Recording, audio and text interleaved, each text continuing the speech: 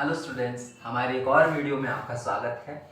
और आज हम पढ़ने जा रहे हैं ग्रंथमाला की इस सीरीज में हमारी चौथी किताब, जिसका नाम है नारदीय शिक्षा।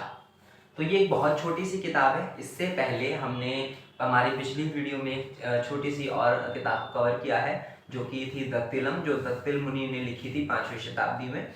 और उसमें बहुत कम कंटेंट था और इस पुस्तक में उससे भी कम कंटेंट है। तो ये छोटी सी एक वीडियो है और इसमें 2-4 लाइनों में जितने भी क्वेश्चन यहाँ से पूछ लिए जाते हैं, जो इस किताब की इंपॉर्टेंट चीजें हैं, वो हम आपको पढ़ाएंगे।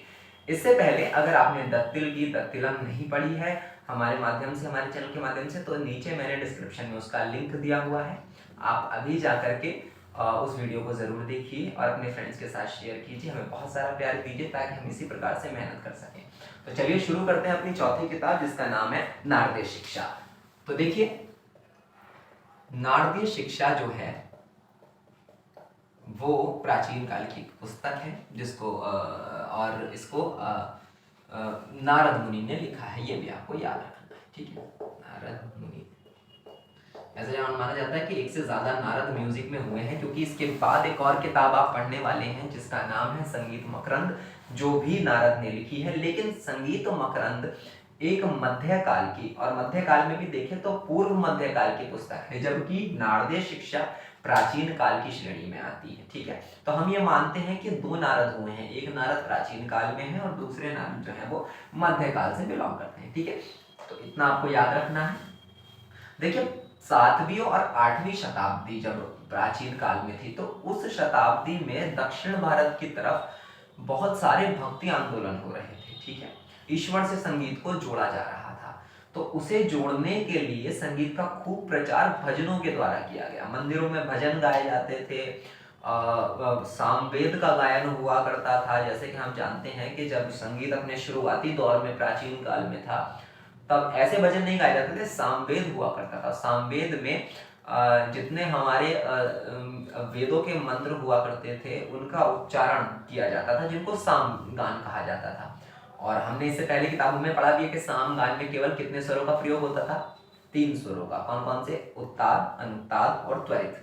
तो ये सारी चीजें हैं जो आपको पिछली भी याद रखनी है। तो मैं बता रहा था कि 7वीं और 8वीं शताब्दी में दक्षिण भारत में बहुत सारे भक्ति आंदोलन चल रहे थे और संगीत का प्रचार भजनों को सामवेद गायन कर करके प्रचार किया जा रहा था। ये उस समय की पुस्तक है, तो आपको याद रखना है कि इसे 7वीं शताब्दी में, शताब्दी याद रखनी है, पूछा जाता है, 7वीं शताब्दी में नारद ने लिखा। नारद ने लिखा, नारद या नारद मुनि जो भी हो, उस पर टिक करके आना है, नारद ने लिखा, ठीक है। अगला, एक second, can I fix it? या हाँ, अगला इंपॉर्टेंट चीज क्या है कि 7वीं, जैसा कि मैंने आपको बताया, तथा 8वीं शताब्दी में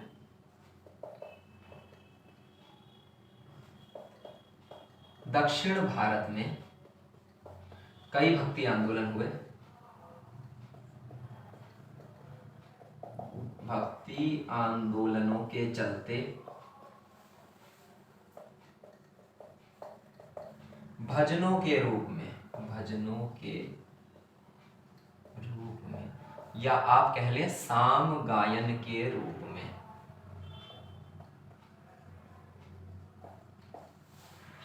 संगीत का प्रचार हुआ।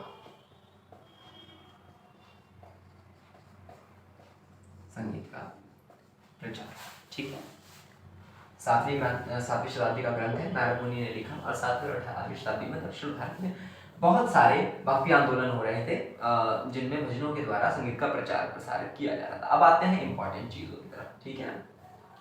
इसमें सामवेदीय स्वरों का विशेष महत्व बताया गया है, ठीक है। इस ग्रंथ में यहां से प्रश्न आता है, तो इंपॉर्टेंट लिख लीजिएगा, नोट्स बनाते रहिएगा। इस ग्रंथ में सामवेदीय स्वरों को विशेष महत्व दिया गया है।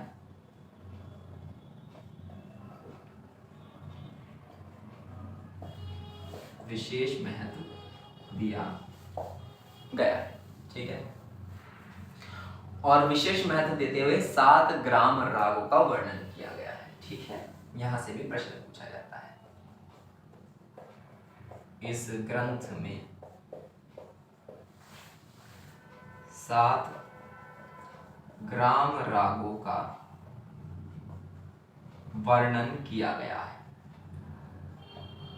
छोटी सी किताब है, पूछा गया तो यहीं से प्रश्न आएगा कि कितने ग्राम रागों का वर्णन किया गया है, कौन कौन से ग्राम रागों का वर्णन किया गया है और कौन से स्वर को विशेष महत्व दिया गया है। तो ये चंद चीजें हैं जो याद रखनी है कि सामवेदीय स्वरों को विशेष महत्व दिया गया है। प्रश्न पूछा गया है कि नारदीय शिक्षा में किसे विशेष महत्व दिया गया है, तो सामवेदीय स्वरों को विशेष महत्व दिया गया है, ये आपको याद रखना है। ठीक है, इसके अलावा 7 ग्राम रागों का भी यहाँ पर वर्णन किया गया है। ठीक है, कौन कौन से हम देख लेते हैं। सबसे पहले षडज ग्राम, ये ग्राम नहीं है, अब ये ग्राम राग है, याद रखने हैं। मध्यम ग्राम, मध्यम ग्राम,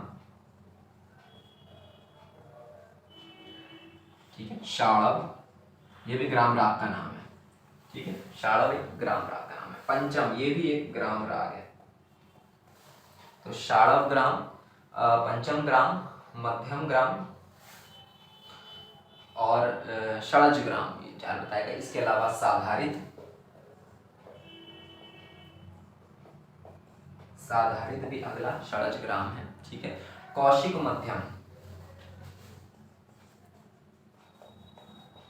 नोट करते चलिएगा, कौशिक मध्यम, ये भी एक ग्राम राग है जो इसमें बताया गया है। ठीक है, कौशिक मध्यम, और एक था मध्यम ग्राम हमारा हो गया, शाड़व हो गया, पंचम हो गया, मध्यम हो गया, मध्यम ग्राम हो गया, और जो 7वां बताया गया था वो मध्यम है। अब देखिए 2 मध्यम दिए गए हैं, एक तो केवल मध्यम है, एक मध्यम ग्राम है।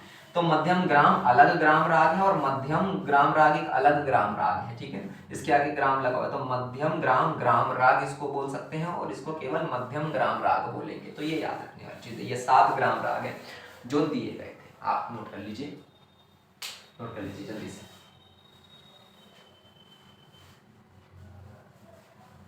ठीक है, छोटी सी किताब थी, इस किताब से और कोई प्रश्न नहीं पूछा जाएगा। आपको याद रखना है जितनी चीजें मैंने बताई हैं। नारदीय शिक्षा किताब जो है वो 7वीं शताब्दी में नारद ने लिखी। 7वीं और 8वीं शताब्दी में दक्षिण भारत में भक्ति आंदोलनों के चलते भजनों के रूप में, साम गायन के रूप में भी हम कह सकते हैं, संगीत का प्रचार प्रसार हुआ।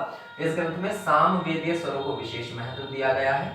7 ग्राम राग बताए गए हैं जो आपके निम्न प्रकार से लिखे हुए हैं। ठीक है, इससे अलावा यहाँ पर रियली इस किताब से कोई प्रश्न कभी पूछ ले जाए तो पूछ ले जाए, अन्यथा नहीं पूछा जाएगा। ठीक है, तो इससे पहले हमने दत्तिल की दत्तिलम पढ़ी है। अगर आपने अभी तक वो किताब नहीं पढ़ी है या नाट्य शास्त्र और संगीत रत्नाकर नहीं पढ़ी है तो हमारे चैनल के माध्यम से अभी उसको देखें, उसके नोट्स बनाएं। और दत्तिलम का जो इससे पिछली वीडियो में हमने पढ़ाया है उसका लिंक भी मैं इस वीडियो के डिस्क्रिप्शन में दे सकता हूँ और आप उसको भी एक बार से पढ़िएगा। अब हम जो अगली किताब पढ़ने वाले हैं वो बहुत महत्वपूर्ण किताब है, उस किताब में बने रहिएगा। 2 से 3 वीडियो में हम उस किताब को कवर करेंगे जिसका नाम है संगीत वृद्देशी। और वृद्देशी से बहुत सारे सवाल पूछे जाते हैं हमारे कॉम्पिटिटिव एग्जाम्स में। तो जितने भी सवाल दिए जाते हैं उन सबको हम इस अगले वीडियो में कवर करेंगे। ठीक है, तो बनी रहिए अगले वीडियो में हमारे साथ। Thank you so much.